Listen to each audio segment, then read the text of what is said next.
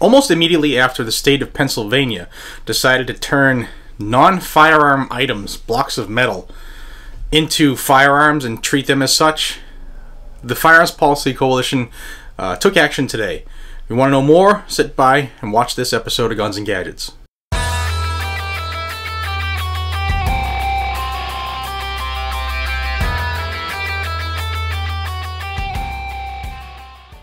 Hey everybody, welcome back to Guns and Gadgets, your source for Second Amendment news. If you're not a member of this channel already, please consider subscribing. This is where you're going to get the Second Amendment news, good, bad, ugly, or indifferent, about as fast as possible.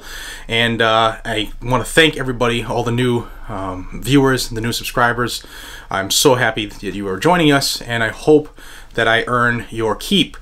Also, I want to say thank you to my viewers on my social media for helping me get approved on Full 30. That's right, I will now have the ability to post on Full 30, so if you are on the Full 30 platform as a viewer, please subscribe to the Guns and Gadgets channel. I'll put a link down in the description so that you can find it, because I still don't even know what my URL is. I'm going to find it right after this. But thank you for your help and your support. It means a lot. So let's get into what happened in Pennsylvania. So 4 days ago, on the 16th, the Attorney General, so even prior to that, the Attorney General received a letter from the Colonel of the State Police begging him for some type of ruling on what they could do or how the State Police should treat 80% lowers. Now, I'm preaching to the choir, an 80% lower is simply a chunk of aluminum, and without serious work, it remains a chunk of aluminum.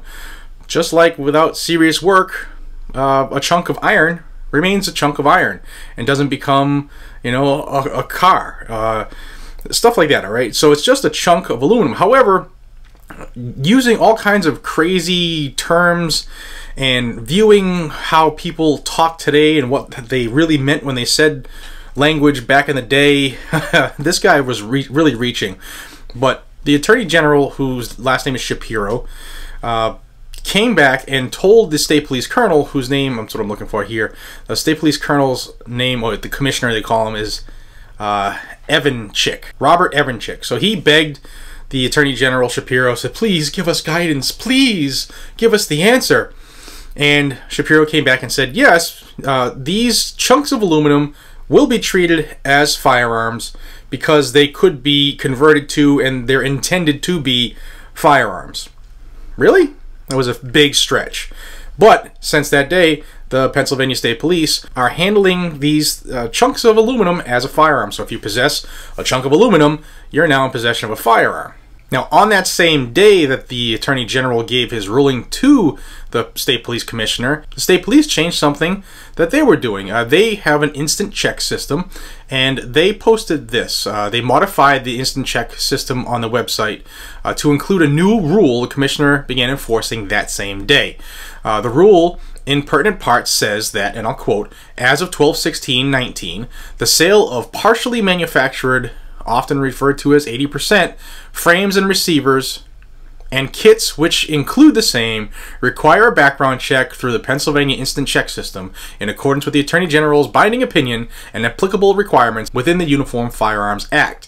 No sales may occur by a licensed firearm dealer without such check. The PSP is not yet ready to process such checks, basically stopping the sale of 80% lowers in Pennsylvania. Well, the Firearms Policy Coalition stepped up to the plate and they knocked it out of the park. They're suing the State Police and they're suing the Attorney General in Pennsylvania. They're seeking an emergency injunction because of the lawless gun ban.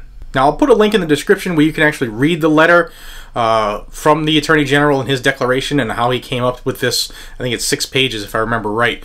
But I'll also have a link to the filing for this case by the Firearms Policy Coalition. I will have the news here, and I want to say an attaboy, thank you to Adam Kraut, one of my buddies, who is the director of the legal strategy team for the Firearms Policy Coalition. Adam does great work. He's an awesome person, and who else would you rather have on the case? Also, I want to give a shout out to some of the petitioners on the case. Those are the people who are stepping up in the lawsuit to stop this tyranny from happening. They include Landmark Firearms, LLC of Newville, Pennsylvania, U.S. Rifle, LLC of Dublin, New Hampshire, Polymer 80 Inc. of Dayton, Nevada, and Firearms Policy Coalition. And joining Adam Kraut is Joshua Prince, who, if you're in the game at all, you know his name. He's the chief counsel of the Firearms Industry Consulting Group, which is a division of the civil rights defense firm. So thank you, gentlemen, for stepping up and doing work. If you are not a member of Firearms Policy Coalition, join. I'll have their information in the description as well. I'll have them tagged depending on where you're watching this. So you can just click that link. If it's on the social media side, you can click it, go right to them, join them. This stuff costs big bucks, as you all know. So if you're not a member, join.